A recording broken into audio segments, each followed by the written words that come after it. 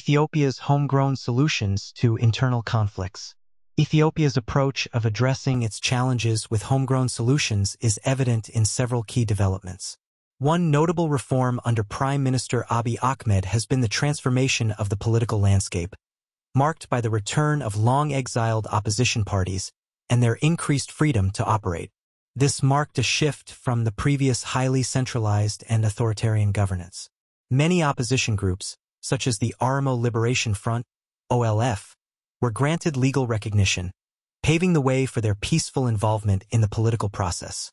A significant milestone in Ethiopia's efforts to resolve internal conflicts was the signing of the Pretoria Peace Agreement in November 2022 between the Ethiopian government and the Tigray People's Liberation Front, TPLF.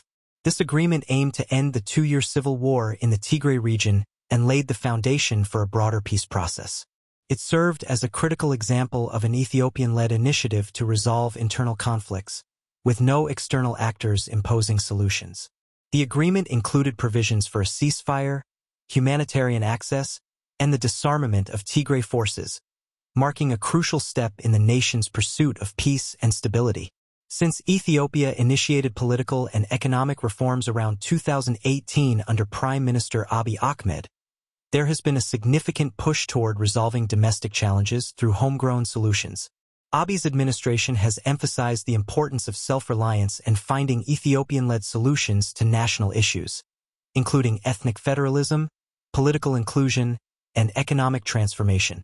These reforms aim to reduce foreign dependency, enhance local capacities, and promote a unified vision that accommodates Ethiopia's diverse populations. As part of the peace process, the Ethiopian government has focused on implementing disarmament, demobilization, and reintegration (DDR) programs for former combatants from the Tigray conflict. These programs aim to disarm former combatants, reintegrate them into society, and promote peace-building efforts. The Ethiopian government has taken a proactive role in these efforts, signaling a commitment to solving security issues without relying on external interventions.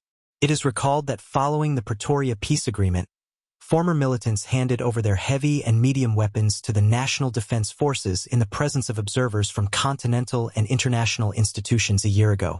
This month, efforts to ensure the sustainable reintegration of former combatants from the Tigray region have begun with their enrollment in rehabilitation training centers.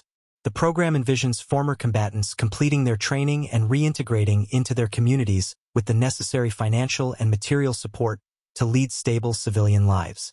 This includes access to livelihood programs and social services. Over a two-year period, the country plans to reintegrate over 371,000 ex-militants identified nationwide, ensuring their permanent settlement within the community. The country's commitment to resolving conflicts through African solutions to African problems is highlighted by the Pretoria Peace Agreement, reinforcing Ethiopia's leadership in regional peace and security.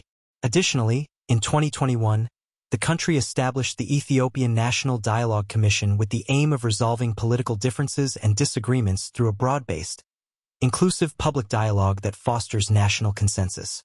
The commission, which the government hopes will address false narratives and disputes among citizens, was created to guide the country toward a more united future. Currently, Ethiopia is working on an inclusive national dialogue, with agenda-gathering activities already completed across the country. The goal is to collect diverse perspectives to inform the upcoming dialogue. Similarly, previous efforts to address human rights violations and conflicts have fallen short, prompting the creation of a new transitional justice policy. The policy aims to establish a truth-seeking process, including a Truth and Reconciliation Commission, to investigate past abuses and promote accountability. It also focuses on reparations, victim support, and institutional reforms, such as vetting public officials and implementing human rights training. Community-based reconciliation efforts will complement formal processes, promoting healing and unity. This is part of the broader commitment of the country to ensure peace and stability with its own solutions. In a notable development, the Oromia regional government and senior leaders of the Oromo Liberation Army, OLA, have reached a peace agreement, reaffirming the government's commitment to ensuring that such efforts are successful in resolving differences in various parts of Ethiopia through dialogue and peaceful means. This agreement further indicates Ethiopia's homegrown approach to resolving internal conflicts. OLA has engaged in dialogue with the government to address the grievances of the Oromo people and ensure their political representation. The agreement is seen as a significant step toward fostering national unity and reducing ethnic-based tensions, with the government emphasizing local solutions over foreign interference. These developments highlight Ethiopia's focus on creating solutions from within, addressing its challenges through dialogue, political inclusion, and negotiated agreements. The goal is to avoid external imposition and instead build a future based on Ethiopian values, dialogue, and consensus building.